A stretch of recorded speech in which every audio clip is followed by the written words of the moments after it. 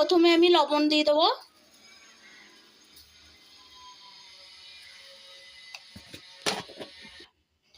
হলুদের গুঁড়ো দিয়ে দেবো।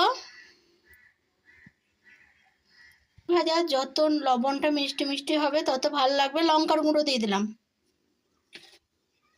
লবণটা সবসময় একটু কম দিতে হবে, মিষ্টি মিষ্টি হতে হবে। ধনিয়ার গুঁড়ো দিয়ে দেবো 1 চামচির মতন। জিরের গুঁড়ো, ভাজা জিরের গুঁড়ো। অল্পখানি সিক্রেট মশলা দিয়ে দেবো এর মধ্যে, টেস্টটা সুন্দর আসার জন্য। 2 চামচির মতন বেসনের গুঁড়ো দেবো এর মধ্যে।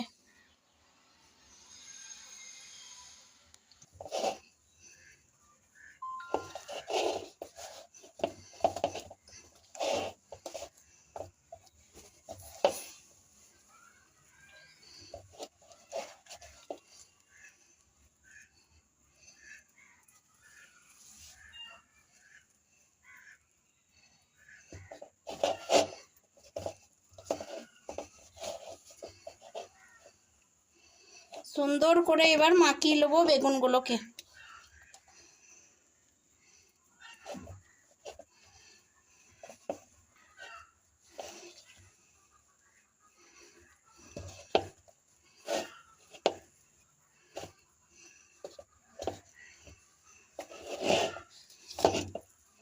আধা ঘন্টার মতন এবার রেস্টে রাখবো বেগুনগুলোকে।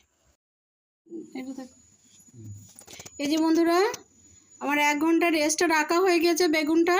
এই যে এবারে ফ্রাই করে নেব।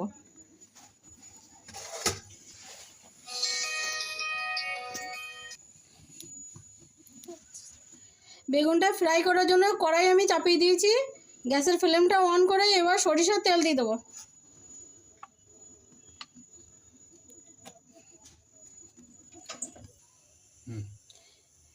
তেলটা আমার গরম হয়ে গেছে। এবার বেগুনের পিসেসগুলো এক এক করে আমি এর মধ্যে দিয়ে দেবো।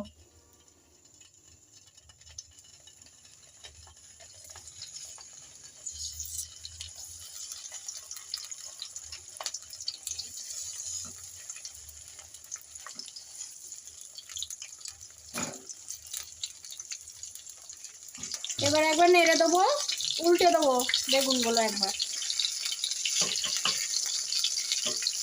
হালকা করে একবার উল্টে দেবো।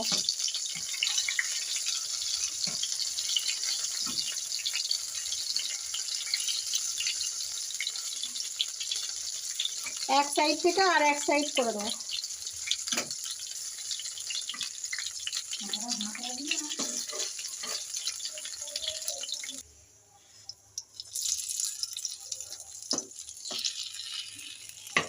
আমার বেগুনটা ফ্রাই হয়ে গেছে। এবার আমি এক এক করে নামিয়ে নেবো।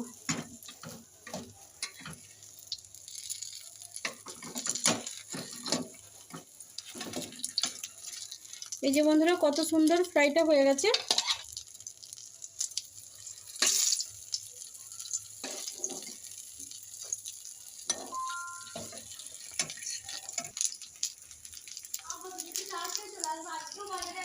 এই যে বন্ধুরা, একইভাবে আমি বেগুনগুলো আবার কড়াইয়ের মধ্যে দিয়ে দিয়েছি।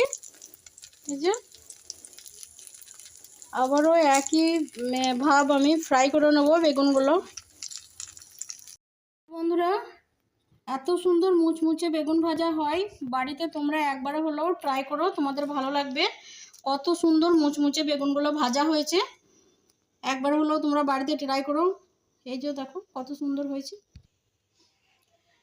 আসসালামু আলাইকুম বন্ধুরা, আমার বেগুন রেসিপি ভাজার রেসিপি যদি ভালো লাগে লাইক কমেন্ট শেয়ার সাবস্ক্রাইব করবেন। বেগুন কম বেশি আমরা সবাই ভালোবাসি, ছোটরা বড়রা সবাই খেতে ভালোবাসবে। তোমরা একবার হলেও বাড়িতে ট্রাই করো, তোমাদের ভালো লাগবে। আসসালামু আলাইকুম ওয়া রাহমাতুল্লাহি ওয়া বারাকাতুহু।